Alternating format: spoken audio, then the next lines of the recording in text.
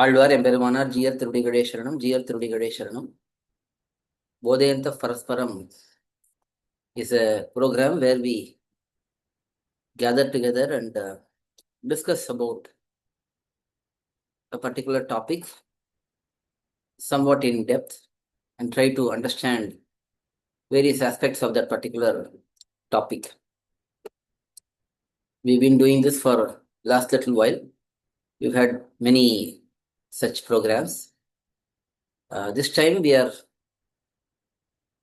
going to discuss about sathsangam. What is sathsangam and how to conduct it? That is a topic for today. Adiyan will give a little bit of introduction on the topic, and then others can share their views or raise any questions on this particular topic. First of all,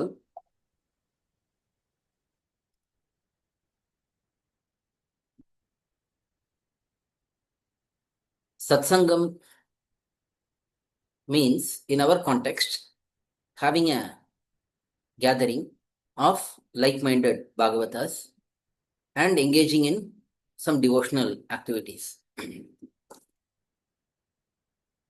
The word satsangam itself can be seen in multiple ways. Sat can be truth, which implies Bhagavan in general, and it also indicates Bhagavatas, noble personalities. Sadhu is also said to be Sat. And then Sangam is attachment. That is one meaning, attachment towards someone or something. Sangam also means Goshti, a gathering. So here in our context, when we say Satsangam, we are really talking about having a Goshti, gathering of like-minded Bhagavatas. But it does involve some aspect of attachment towards Bhagavan and Bhagavatas. So that is the meaning for Satsangam, the word. And then what does it have? What is Satsangam made of? So to understand that, we have to see that in our Sampradaya, in our Sri Vaishnava Sampradaya, there is great emphasis on being together in a congregation and engaging in devotional activities, Kainkaryams. Andal Nachiyar says, Kudiyirundu Kulirundelor Embavai. So remain together and be cool. If we take the literal meaning, that Kulirundu means be free from all the sufferings of the material world, the samsara. The samsara is filled with a lot of anxieties, troubles, sufferings, and so on. They are all different manifestations of tapatraya. Tapatraya means three types of heat or suffering caused by the individual self-causing trouble for himself or herself, and other entities around us causing trouble for us, and Bhagavan through the Devatas causing suffering in the world. So these are three types of sufferings which we all face. Due to our own actions, we engage in certain bad deeds. We end up suffering because of that. Other entities, they may be causing some suffering for us. And then there is what is known as natural calamities and all that, which are controlled by Devatas. Those can be categorized under one type of suffering. So being free from these tapatraya, to be happy, we have to be in a gathering of Bhagavatas, Goti, always. That is why in our Sampradaya, if you see the temples, they are knowledge centers. They are the place where all the Bhagavatas congregate and engage in activities, kainkariams, and glorifications of Bhagavan. All of that are done together in the togetherness with the Bhagavatas. The same thing is done in matams, Sri matams, Acharyas, Tirumaliyas, and even our own grihams, our own residences. So every time there is an opportunity to gather together with other like-minded Bhagavatas, we have to do that. And this satsangam will lead to good discussions which help us have clearer ideas about philosophy, our own conduct, how do we conduct, what are the do's and don'ts. We have to understand those. And that can be understood by uh, being in a congregation of good devotees who are practicing these principles nicely. And then we will also get clarity on many subjects through meaningful and purposeful discussions. We will develop our devotion towards Bhagavan and Bhagavatas. So all of these are the benefits of satsangam. Now, how do we conduct such satsangam? Traditionally, satsangams have been happening, as I mentioned before, in temples, in mutts, in Tirumaligas, and our own residences, according to time and situation. So we can follow what our elders have done in the past. All of these have been done many times over and over again in the past. So we have clear examples of how to have satsangam, where to have satsangam, and so on. So we just have to follow those examples. So when there are two or more Bhagavatas, let's say, that's all it takes for satsangam. When there are two or more Bhagavatas, they can gather together in a place, whether it is temple, whether it is someone's home, whether it is a matam or wherever it is. They gather and they do activities together. It can be reciting pasurams, shlokams, taking a particular vyakyanam, commentary, and reading it out and sharing the meanings from those text, from that commentaries. Talking about alvars and acharyas. So all of these can be done in a gathering of two or more persons. We just need two persons. Sometimes or many times it can happen within our family itself. Actually, that is where it should start. Within our family, we have to sit and discuss these matters, recite pasurams together. So all of this can happen in the beginning in the family itself. And also we can extend it to other Bhagavatas, other visitors. So all it takes is two persons. When there are two persons, satsangam can happen. And there can be many activities, discussions, recitals of pasurams, stotrams, reading of commentaries, or asking questions and getting doubts clarified, having some sort of quiz competition if there are children or others around who are eager to have a change or discuss something interestingly. So there are many ways to do this satsangam. And let's say we don't even have the second person, then we have to have satsangam with Purvacharyas and their granthams, and we can recite those pasurams, we can recite the commentary on our own and feel the presence of alvars and acharyas and Bhagavan through that. So these are some ideas of satsangam. And with the advent of technology and over the past several years, even if we cannot have physical presence, physical gathering together, we can also have online satsangam. We can gather together from wherever we are and we can have discussions, reciting pasurams, learning pasurams. Even learning Santai is a very important aspect. If, let's say, one person knows Divya Prabandham or Stotrams, he can teach that to the other person. He or she can teach to the other person.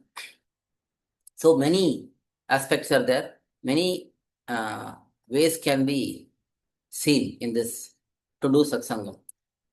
So this is an overall outlook on satsangam. If there are any thoughts, anything to add, anything to share, please feel free one by one to do the same. Or if there are any questions, we can discuss about them. Anyone can unmute and speak.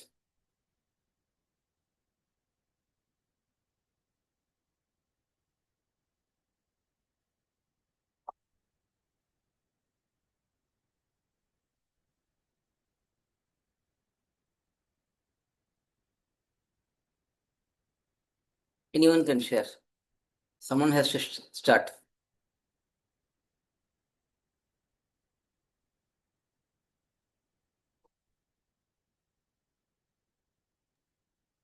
Adiyan Ramanujasan Swami. Yeah. Swami, like as you said, like because of the technology, we are in a situation like we are learning everything to technology through technology. For example, like Kalakshepam, Sante, everything is going on through technology. Even if you are not able to meet the Acharya persons or the Bhagavatas in person, we are able to talk with them in the talk the, talk with them through technology and all, but that can be a disadvantage for us also, for me, because like there might be few aspects which we cannot learn from online and all. Like for example, when we meet a bhagavata, we should prostrate after them, like this aspects and all we can learn from satsangam and all. So satsangam plays a very good role in our samparadayam, Swami. Yeah. Good point, actually. One thing to keep in mind when we listen to Kalakshepam, when we learn Santai online, our mood should be that we are listening, even though we are making use of the technology, we have to think that the Acharya is in front of us. That mood should be developed somehow. It will come over time, and we have to um, have that real emotions that someone is talking to us. Just the mode is different. Now that we have technology, we are making use of it, but that should not be a reason to minimize um, the contribution of the acharya and the participation of the shishya. So when kalakshepam happens or when santai happens, that person who is teaching, that person is putting his or her heart out and teaching as if somebody is in front of them. So the person who is usually the person who is teaching, they have the interest. That is why they are teaching. And also the person who is learning, they also have some interest. That is why they are coming and making use of the opportunity. But the person who is learning, that person may not have the full realization of the value they are getting. Even though it's an online effort, still there is someone who is teaching, there is someone who is studying for many years continuously, gathering all this information, and with that knowledge they are sharing that. So that person who is teaching, he is not compromising any of the rules and regulations in what he has learned, how he imbibed the knowledge, how he is putting out this knowledge to someone else, how they are sharing it. So, from that person's perspective, from the teacher's perspective, he is trying to do his best, or he or she, they are trying to do their best. So, the person who is learning, must realize that, and they should have the same emotions. For example, if a person is teaching, giving kalakshepam or santai, that person must be seated on the floor only. So we sit in the floor only generally, because when we are learning Purvacharya's works, Alva's Grantham, when we are holding our Purvacharya's Vyakyanams or Divya Prabandham Granthams, we have to respect that. We have to sit on the floor, and then only we have to study whatever we study or whatever we read or whatever we share. If the person who is teaching is sitting on the floor and ground and teaching, the person who is learning, if that person doesn't realize or doesn't understand this concept, and if, let's say, he or she is sitting on the sofa or a chair, putting his legs up or whatever, then it will not be fair. So whoever is teaching or whoever is learning, whenever we do satsangam, we should try it by sitting on the ground only, because that is where our natural position is. We have to be on the, even in English, we say that we have to be grounded always. We cannot be always flying on the sky, in the sky. So sitting on the floor, having that bhavam, having that mood, all of that adds up. The only thing which we are missing is the direct interaction between the guru and shishya. That is the only thing which is missing. The guru's glances, checking whether the shishya understood or not, asking from the eyes itself whether you understood or not, like that. So those expressions we will miss out when we are doing the online learning. But other than that, the intent of sharing Purvacharya's works, Alvar's works, and trying to help others, that intent is there. That is very important.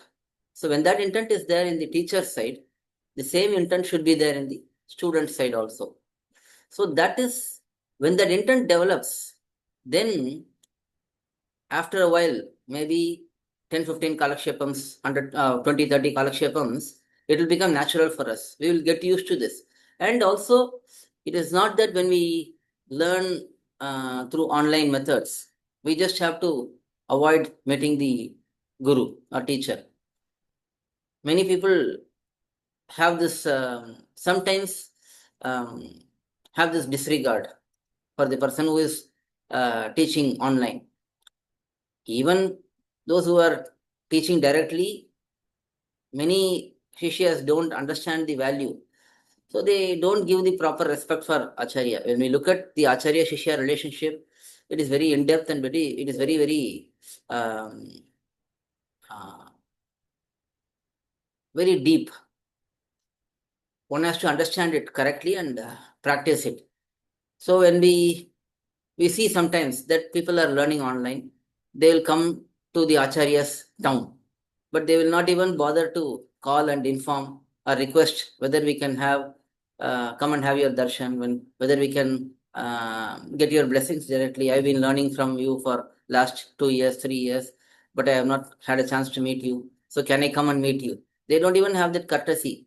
So when that courtesy is lacking, that knowledge will not withstand for the long run, because that Guru Bhakti, surrender and total dedication towards Guru. I mean, we cannot imagine the real Guru Shishya relationship where the Shishya is at the lotus feet of the Acharya always and serving in different ways. Those things we cannot imagine these days, because even that Guru and Shishya, both of them are not having that topmost qualities, but still the Shishya should look up to the Guru as if he is everything. The Guru should also look at the Shishya as if that person, that Bhagavata, is very keen in learning Sampradaya principles. We have to help as much as possible, share our knowledge as best as possible, and we have to treat that Shishya also respectfully, not that Shishya is like a slave or something. The Guru should not treat like that. So that mutual respect and mutual devotion, affection should be there. Still, nowadays when we see, because everything is coming so easy, if they want to find out something from Mukshupadi, something from Sri Ramayana, something from Thiruvirutham, something from Tiruvaimudi, they have everything. Now resources are there, and we just make use of the resources, and we don't have any devotion towards the person who has given that knowledge, shared that knowledge. Then that doesn't really benefit the Shishya. Eventually, sooner or later, because when that foundation is not there, how will that develop? Same thing in satsangam also. When there are 5 Bhagavatas, 6 Bhagavatas gathered together, even though they are separated by distance, their mind is together, their intent is together. So they have to feel that relationship. I often quote how our Pracharaka development groups, how they work. They feel very close relationship between them. They have that Atma Bandhutvam. So that is the way it should develop. When we have online Kalakshepam or online Satsangam, the mood should be that we are making use of the technology. That's all. Other than that, everything should be like how it is done in the traditional way only.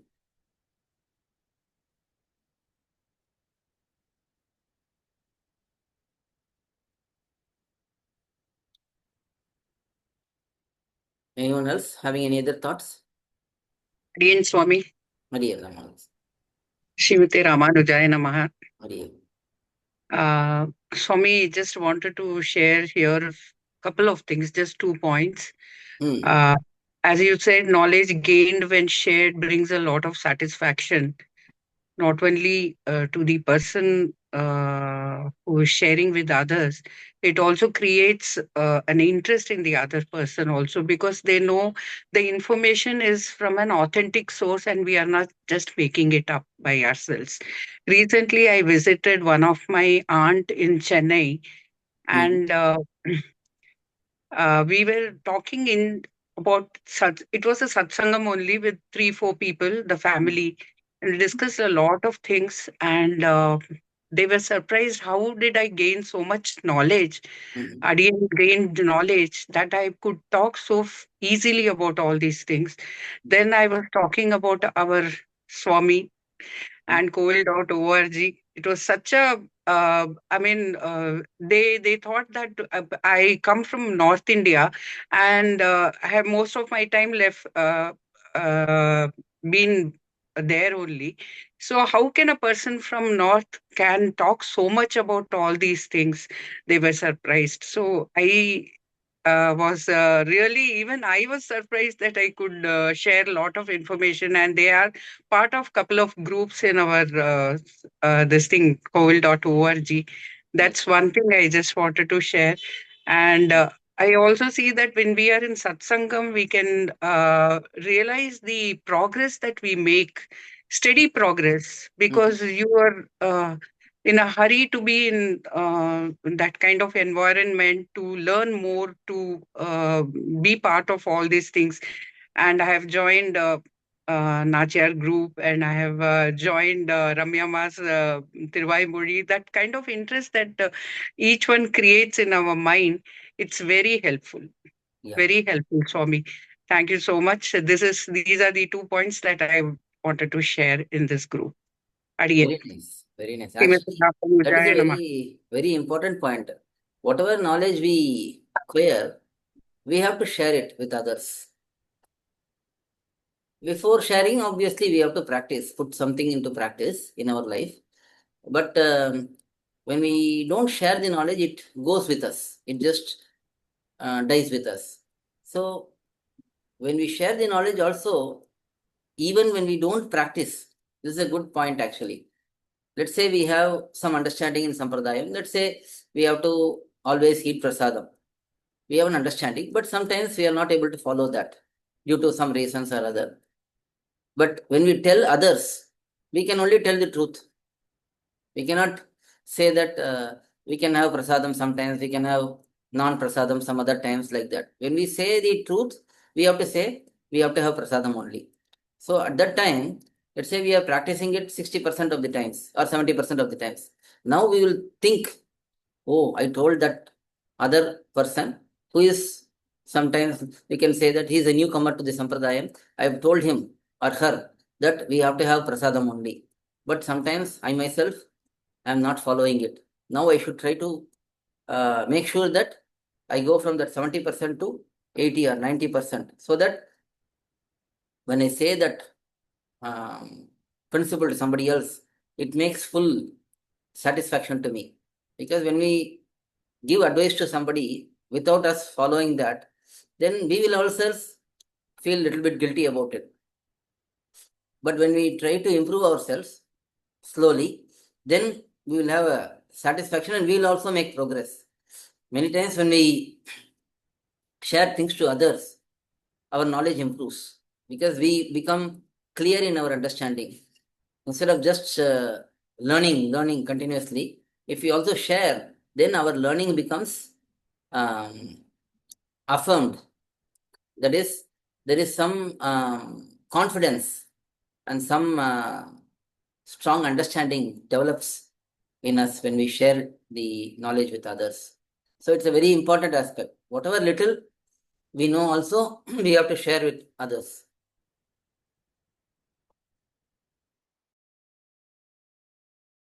Adiyan Swami, the news me.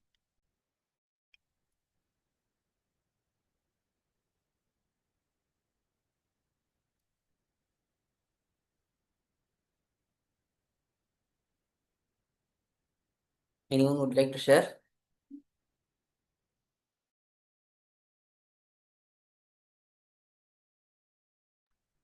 Adiyan Dasan Swami.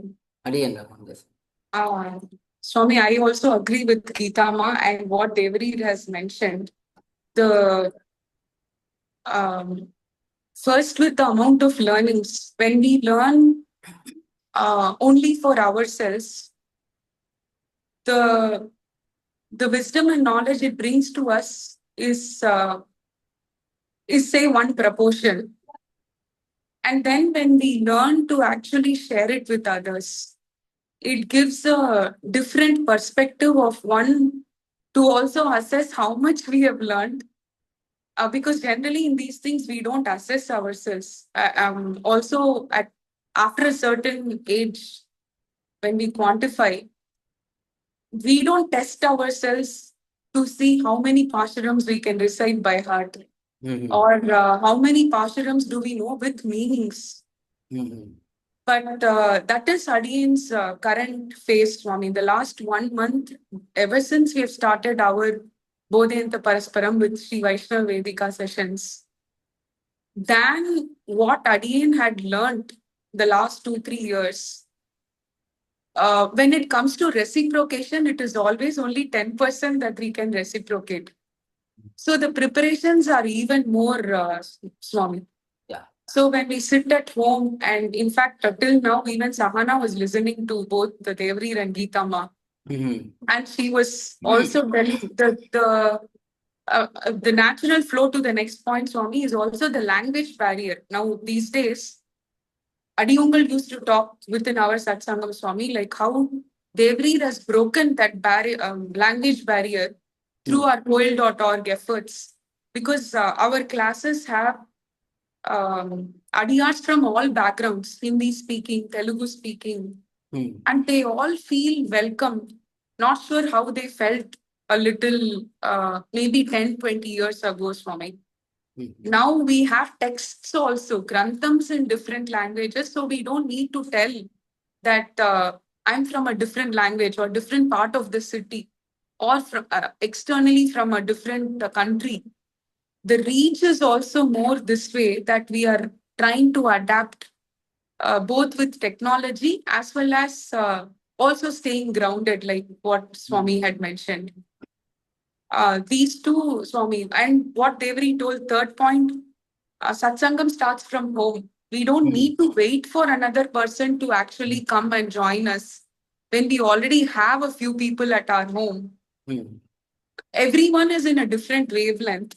So during such satsangam, we also get to know that wavelength they are in, Swami. One might like Vedam better. Like at Adiyungal's Kudil, Devareed knows Madhav Swami likes Vedam more than Divya Prabandam because he relates to it more. When Adiyan sits, it's always only with Divya Prabandham, Aruli Chayal. But we try to interconnect and talk. What it is all the same, but each one understands in a different way. And Sahana likes stories. So she connects with the stories that she can. So the aspect of how we say charity begins at home, our Sampradaya Satsang also begins at home only, Swami. Yeah. Adiyan Swami, Adiyan Dasan Swami, Selchikran Swami, Adiyan. Yeah. Very nice points. Actually, yes, it is very important to have that inclusive feeling, to give that inclusive feeling to everyone. It's not that we are an elite club, only Tamil speaking people can join.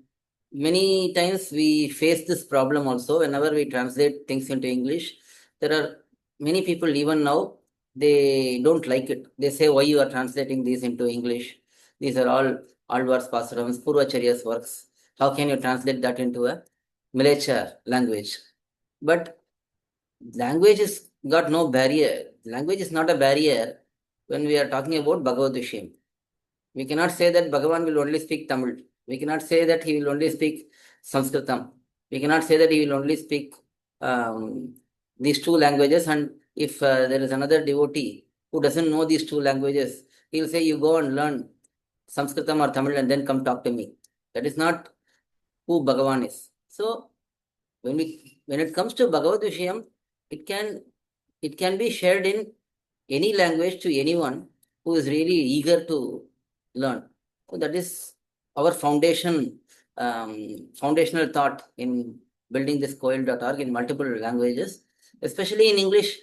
Whether we like it or not, English is there, and it is the common language of communication for many of us.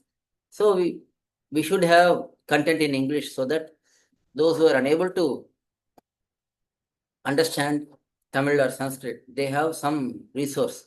No, it's not that we want to stop them just with English. If they are able to, if they are keen, they can definitely learn the languages and they can come and read the original text also. We are not stopping them. We are not stopping anyone from doing that, and we are not encouraging anyone to just read English translations.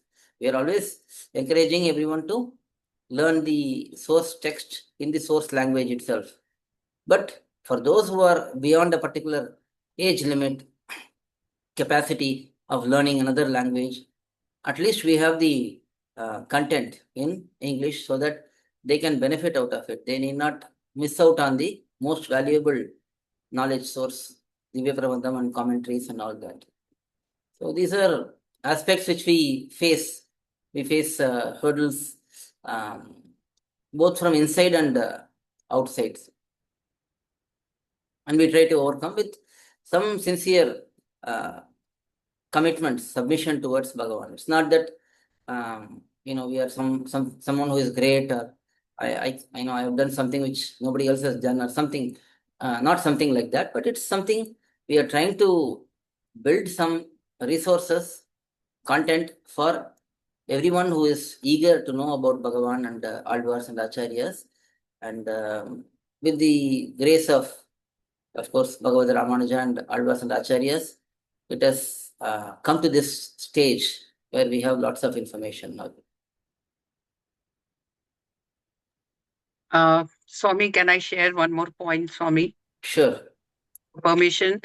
I would like to thank all our Adiyar Kuram in Kovil.org who have helped Adiyan to learn the right way of communication. Swami, that satsangam has actually brought in Adiyan a lot of changes. The right way to communicate, it's not the corporate way of communication, but using words like Devari, Swami, Adiyan.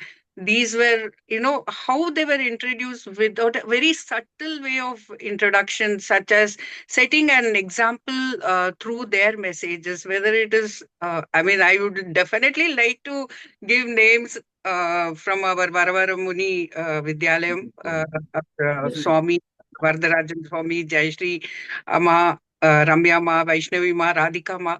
And I have been benefited. I have benefited from all these people. I need to thank everyone, including Devarir and Amangar, because the way you relate, you don't look at the person, but no judgments made, but the feeling that we are all accepted as we are. That feeling is there in this satsangam, which I just wanted to share this last point. Then yours, please, Swami. Thank you for giving me this opportunity and listening again. That is the power of satsangam. Actually, when we have real satsangam, then everyone will become part of it and slowly understand the principles, the communication aspects.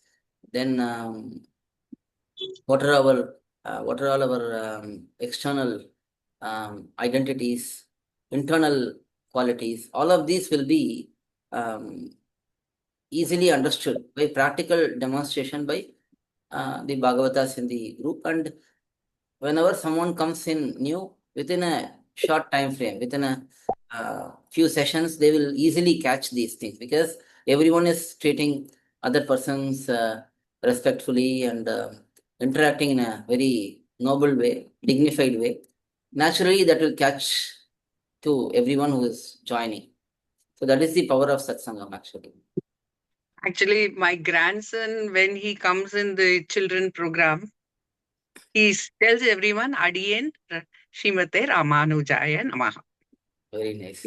Yeah, he has started saying that. And he is asking me to tell him the story of Pallandu Pallandu. What is the story? These are chanting Tirupallandu. I like to know the story of Tirupallandu. So that is how I am developing all these things through our bhaktas and this group, Swami. Dhanyos me, Swami. I'm really blessed. Adiyan is really blessed. Thank you.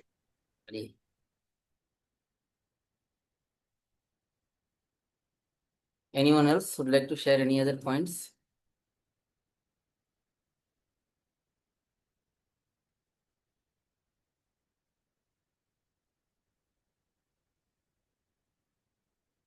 Okay, so thank you all. It was a very nice and beautiful session. We shared a lot of interesting thoughts, and it's very encouraging to see the effect of our satsangam and what changes it brings in people. So hope this continues with the grace of Sriman Narayana, Alvars and Acharyas. We'll again meet next in the next session with a different topic. Alvar Emberemanar Jiyar Tirbigadesharanam, Jiyar Tirbigadesharanam.